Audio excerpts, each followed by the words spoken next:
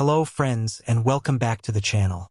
I'm so grateful you're here today because what we're about to explore together is one of the most transformative journeys you can take in your life.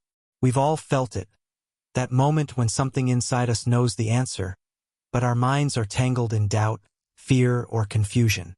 Or perhaps you've experienced that strange sensation where you feel like two people living in the same body.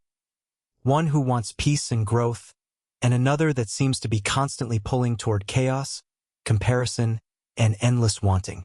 Today, I want to invite you on a journey of self-discovery, a gentle exploration into understanding the difference between your ego and your higher self.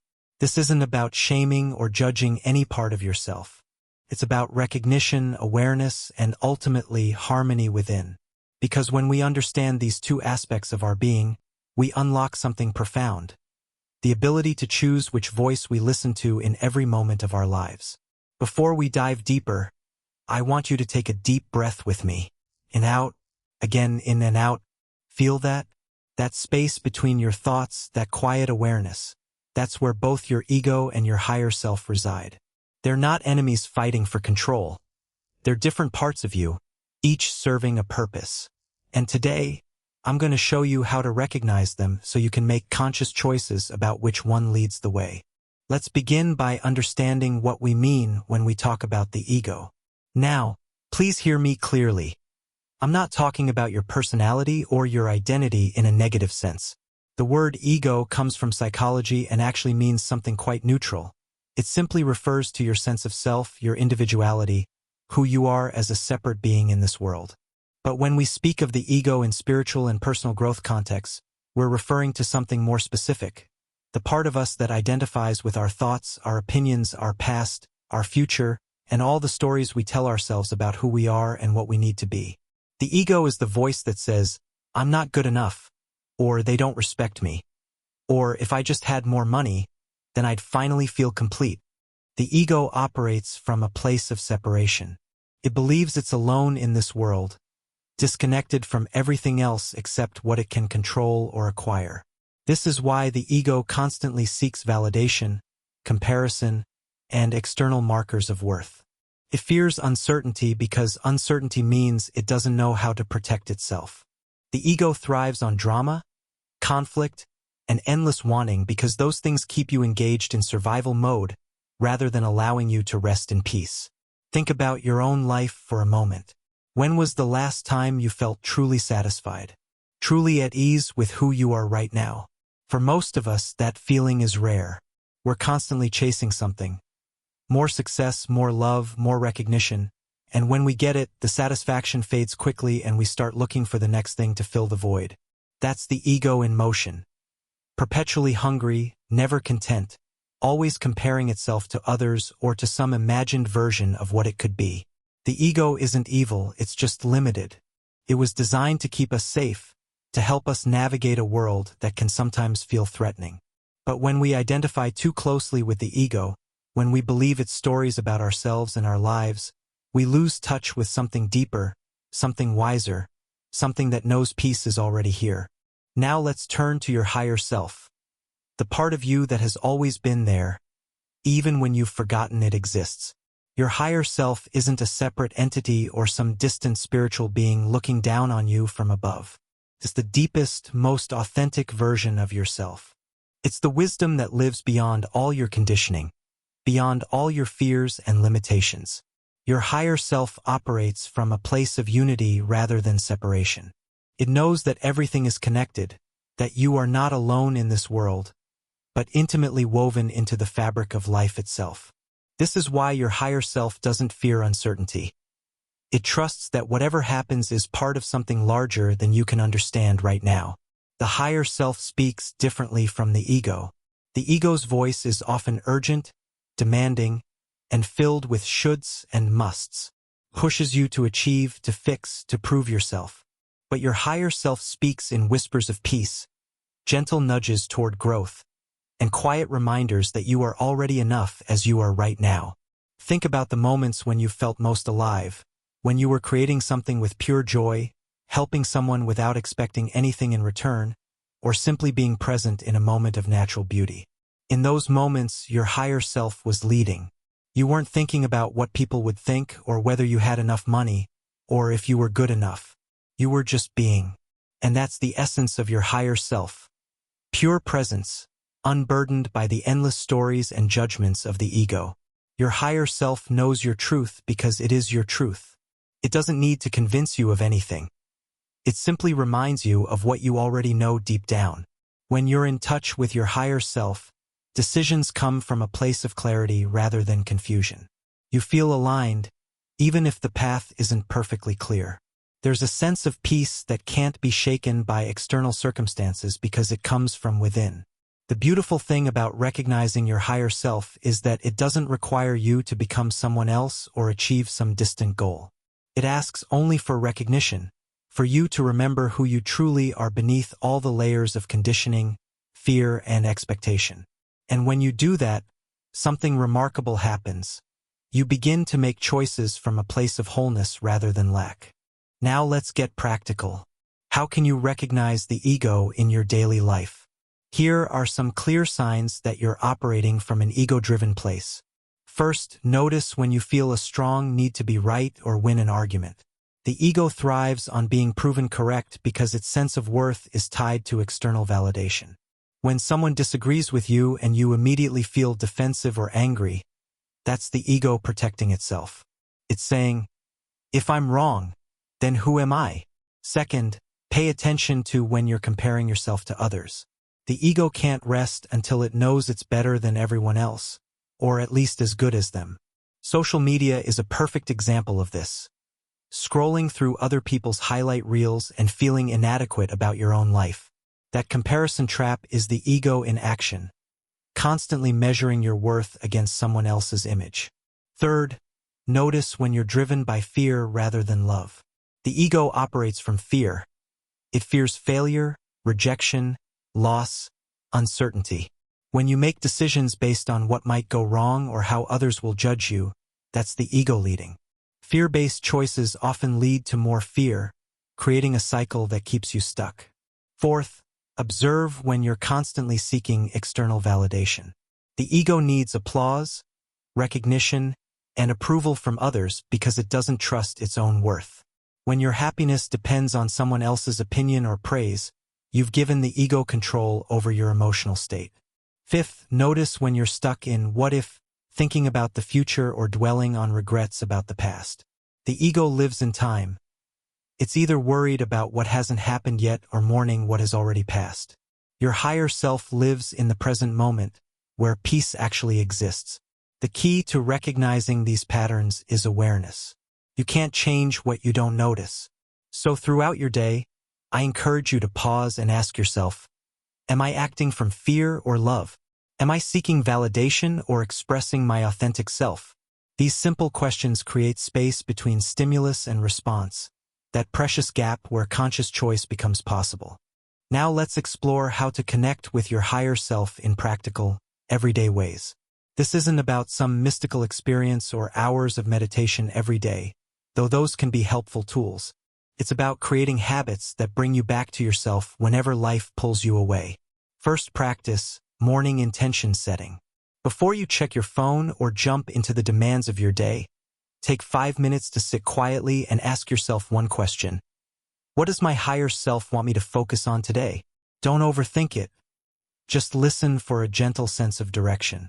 Maybe it's patience with someone difficult, creativity in your work, or simply being present with your family. Write this intention down if it helps anchor you throughout the day. Second practice, evening reflection. Before bed, review your day not with judgment but with curiosity.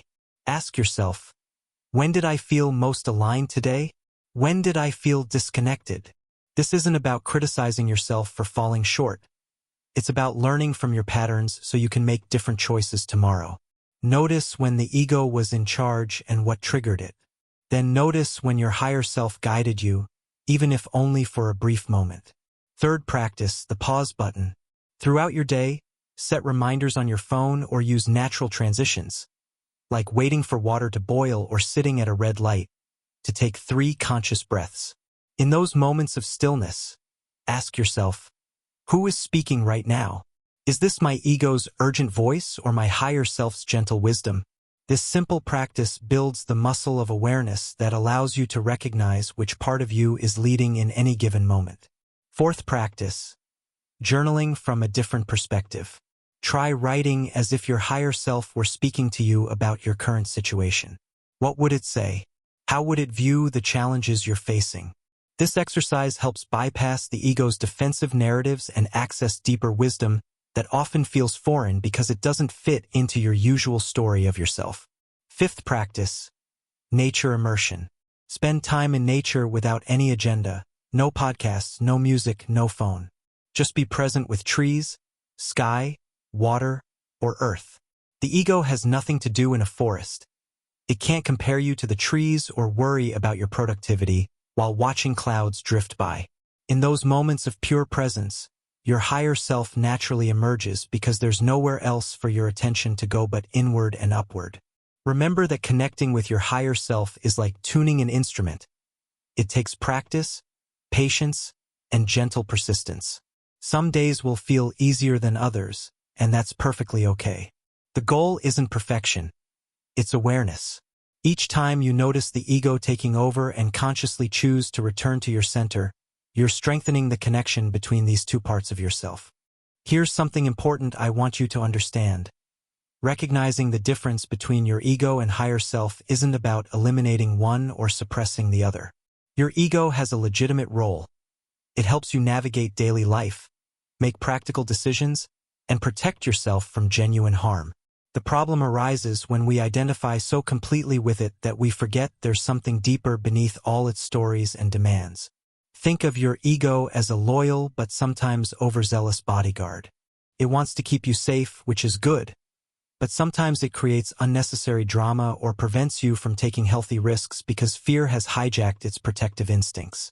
Your higher self is like the wise elder who knows when danger is real and when it's imagined, who trusts that life will provide what you need at the right time.